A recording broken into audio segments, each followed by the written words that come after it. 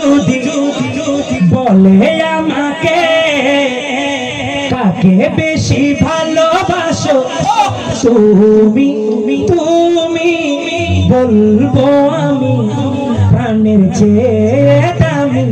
আমার মা জননী আমার মা জননী আমার মা জননী আমার মা জননী ভালোবাসি ভালোবাসি ভালোবাসি ভালোবাসি বড়ই ভালোবাসি দেখিতে মায়ের মুখ ছুটে ছুটে আসি ছুটে আসি ছুটে আসি ছুটে ছুটে আসি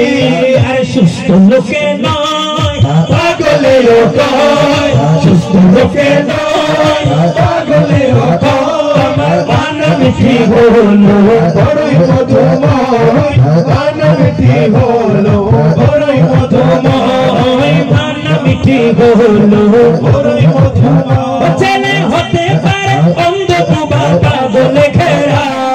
তবু সে মায়ের কাছে সবার সেরা সে মায়ের কাছে সবার সেরা এই জগতে মায়ের মতো কাছে হৃদয় এই জগতে মায়ের মতো কাছে হৃদয় আমার মান মিঠি হলো বড়ই মধুময় মান মিঠি হলো বড়ই মধুময় সুবহানাল্লাহ বলুন না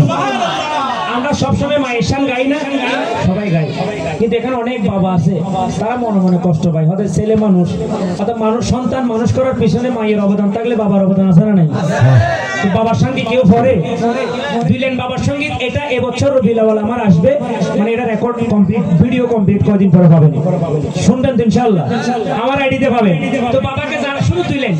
আমার আইডির নাম হচ্ছে মোহাম্মদ ইকবাল হোসেন কাদরি ওটা বললে চ্যানেল পেয়ে যাবেন যারা বাবা আছেন বাবাদেরকে একটু মহব্বত করে ছেলেরা গাইবেন